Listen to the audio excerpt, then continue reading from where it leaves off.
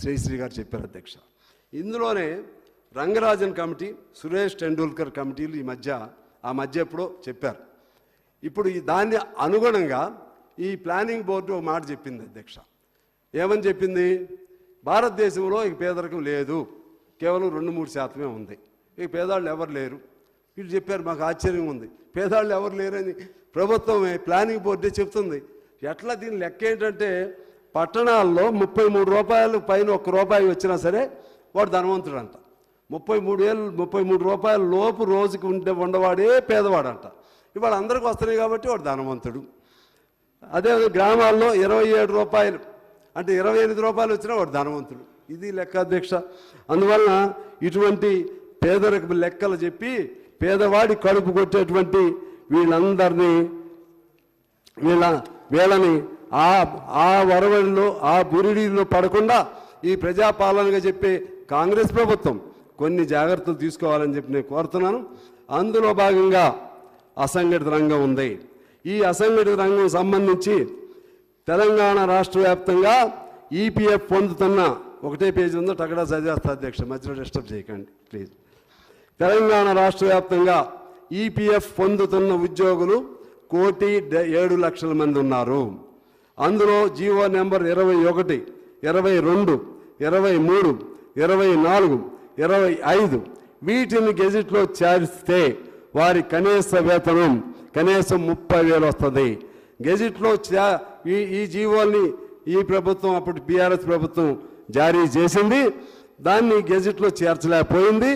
దాని మీద రేవంత్ రెడ్డి గారు కూడా లెటర్ రాశారు, వాటిని గెజిట్లో చేర్చమని. అందువలన అది ఆ విధంగా చేస్తే 1,07,00,000 మందికి ఇమీడియట్గా బెనిఫిట్ దొరుకుతుంది అధ్యక్ష. అదేవిధంగా 2000 వారికే 2000లోను 2005లోను వీడిఏ పాయింట్స్ని దాన్ని తగ్గించడం వల్ల అంతకుముందు ఉన్నటువంటి కనీస వేతనం కూడా తగ్గిపోయి ఇవాళ 9,000, 10,000, 11,000, 12,000 ఇది వాళ్ళ జీతం అధ్యక్ష. ఈ విధంగా ఇది ఏళ్ళ లెక్కలో 1,07,00,000 మంది ఉన్నారు. అదేవిధంగా ఫైనాన్స్ వాళ్ళు డైరెక్ట్గా ఇచ్చేవాళ్ళు 4.5 లక్షల మంది ఉన్నారు అధ్యక్ష. అదేవిధంగా మన ఆటో వారు, లేకపోతే హమాలీలు, అదేవిధంగా మా భవన నిర్మాణ కార్మికులు, ఇలా చూస్తే దాదాపు 2 కోట్ల మంది వ్యవసాయ కూలీలు అన్నీ కలిపితే 2,000 మంది, 2 కోట్ల మంది, సగం మంది అసంఘటిత రంగంలో రాష్ట్రంలో ఉంటే ఈ బడ్జెట్లో అసంఘటిత రంగానికి సంబంధించి ఏమీ కూడా శ్రద్ధ పెట్టలేదనేది నాకు బాధగా ఉంది. దానిపైన ఎట్లా సరిచేస్తారో ఈ ప్రభుత్వం ఆలోచన చేయాల్సిన అవసరం ఉంది అధ్యక్ష. ఇందాక నేను చెప్పినట్టు 4,68,000 మంది డైరెక్ట్గా ప్రభుత్వం దగ్గర నుంచి వాళ్ళు ప్రభుత్వ లిస్టులో ఉన్నటువంటి అవుట్ సోర్సింగ్ కాంట్రాక్ట్ కార్మికులు అధ్యక్ష. అదేవిధంగా కాంట్రాక్ట్ కార్మికులు ఆ లెక్కలో 66,347 ఉన్నారు. అవుట్ సోర్సింగ్ 1,14,000 మంది ఉన్నారు. అంగన్వాడీ 61,571 మంది ఉన్నారు. మధ్యాహ్న భోజనం 54,201 మంది ఉన్నారు. వాళ్ళకి ఇచ్చేది 3,000 అధ్యక్ష నెలకి.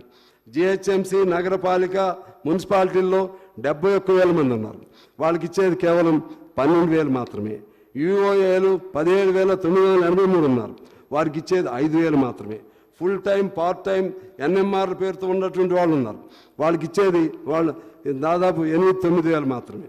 అలాగే మిషన్ భగీరథలో దాదాపు 15,000 మంది ఉన్నారు. వాళ్ళకి ఇచ్చేది 9,000 అధ్యక్ష.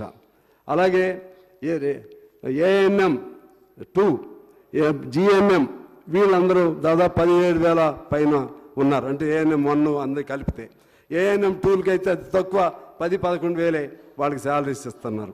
ఆశా వర్కర్లు 28,009 మంది ఉన్నారు. వాళ్ళకి 9,750 ఇస్తున్నారు. వైద్య విధాన ఆసుపత్రులు పనిచేసే వాళ్ళు 15,000 మంది ఉన్నారు.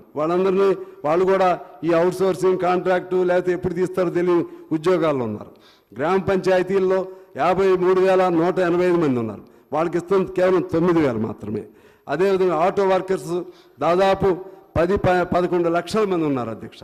అలాగే జొమాటో గిగ్ వర్కర్స్ వాళ్ళు కూడా కొన్ని లక్షలాది మంది ఉన్నారు. అలాగే మోటార్ ఫీల్డ్లో క్యాబుల్లో పనిచేసేటువంటి వాళ్ళు కొన్ని లక్షల మంది ఉన్నారు. భవన నిర్మాణ కార్మికులు 26 లక్షల మంది ఉన్నారు. హమాలీలు 15 లక్షల మంది ఉన్నారు. ఎడ్యుకేషన్ స్వీపర్స్ 4,000 మంది ఉన్నారు. అలాగే యూనివర్సిటీల్లో contract, part time, guest time scale వీళ్ళందరూ పేరు విడివిడిగా ఉంటాయి, కానీ చెప్పేది ఒకటే చదువు, వాళ్ళు చదువుకున్న కూడా ఒకటే. అంటే విడివిడి పేర్లతో వాళ్ళ కడుపు కొట్టే విధంగా పేర్లు మారుచి ఒకనే అవుట్సోర్సింగ్ అంటున్నాడు, ఒకనే కాంట్రాక్ట్ అంటున్నారు. అంటే వాళ్ళు పర్మనెంట్ చేయకుండా తప్పించుకునే విధంగా ప్రభుత్వాలే మోసం చేస్తూ ఉండటం వలన వాళ్ళకి ఆ విధంగా అన్యాయం జరుగుతుంది. అదేవిధంగా హోంగార్డులు వాళ్ళు చచ్చిపోయినా సరే వాళ్ళకి ఏం రాదు. హోంగార్డులకి హెల్త్ లేదు, ఏమి లేదు. 17,122 మంది ఉన్నారు అధ్యక్ష. పోలీసుల పిల్లలు ఈ మధ్య పెద్ద యాజిటేషన్ చేశారు, 46 జీవో, వాళ్ళకి న్యాయం చేయాలి.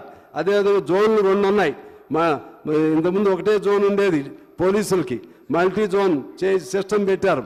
వరంగల్ జోన్ ప్రాంతంలో దాదాపు కొంతమంది 20-30 మంది డిఎస్పీలకి ఇంకా ఇతర పోలీసులకి ఇబ్బంది ఉంది అధ్యక్ష. అలాగే మా సింగరేణిలో 20 జీవో నెంబర్ 22 సరి చేస్తే దాన్ని అప్లై చేస్తే 30,000 మంది కార్మికులు ఉన్నారు అధ్యక్ష. 30,000 మందికి ఎంతోమంది ఇప్పుడు 9,000తో వాళ్ళు పనిచేయాల్సిన పరిస్థితి వస్తుంది. ఆ 30,000 మందికి ఎంతో కొంత ఆ పెరిగిన ఆ జీవో ప్రకారంగా వాళ్ళకి మినిమం వేజ్ వస్తుంది అధ్యక్ష. జన్కోలో ఆర్టిజన్స్ పేరుతో 21,000 మంది ఎట్టి చేస్తూ ఉన్నారు. వాళ్ళని రెగ్యులరైజ్ చేయాల్సినటువంటి బాధ్యత ప్రభుత్వం పైన ఉంటుంది. ఆర్టీసీ వాళ్ళని తక్షణం ప్రభుత్వంలో విలీనం చేయాలి. అదేవిధంగా వాళ్ళకి ట్రేడ్ హక్కులు ఇవ్వాల్సిన అవసరం ఉంది అధ్యక్ష. ముఖ్యంగా జర్నలిస్టులకు సంబంధించి వాళ్ళు మరింత అన్యాయమైన జీవితం, వాళ్ళకి మినిమం గ్యారంటీ లేని జీవితం, ఎవరు రూపాయి ఇచ్చే పరిస్థితి లేదు. ఆ విధంగా వాళ్ళకి ఇల్లు లేదు, అదేవిధంగా మెడికల్ ఫెసిలిటీస్ లేవు, ఏమి మినిమం వేజ్ లేదు, ఎవరు అసలు వేతనం లేదు. అందువలన జర్నలిస్టులకు సంబంధించి కూడా వాళ్ళకు ఒక పాలసీ పెట్టాలి, వాళ్ళ బ్రతుకు తెరువు కూడా చూడాల్సినటువంటి అవసరం ఉంది అధ్యక్ష. అదేవిధంగా గ్రానైట్లో ఒక 25-30 కోట్ల రూపాయలు ఇస్తే 10,000 మంది గ్రానైట్ మీద బతుకుతారు ఖమ్మం జిల్లాలో. వాళ్ళది ఎవరు పట్టించుకోవట్లేదు అధ్యక్ష. అగ్రిగోల్డ్, సహారా పెద్ద కుంభకోణాలు జరిగినాయి. కొన్ని వేల మందిని మోసం చేశారు, కొన్ని వేల మందిని మోసం చేసి 1000 ఎకరాలు కొన్నారు ఈ 2 సంస్థలు. వీటిపైన విచారణ చేసి బాధితులకి తక్షణం న్యాయం చేయాలని చెప్పి నేను మీ ద్వారా కోరుతున్నాను అధ్యక్ష. అలాగే టూరిజం దాన్ని ప్రైవేటీకరణ చేస్తారన్నారు, దాన్ని ప్రైవేటీకరణ చేయరాదని చెప్పి మీ ద్వారా నేను కోరుతున్నాను అధ్యక్ష. ఈ విధంగా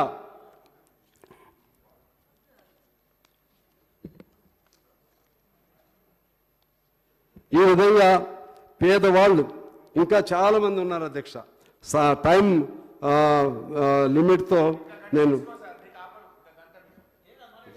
మీకు ఇష్టం లేదు, ముందు మీకు ఇష్టం లేదు,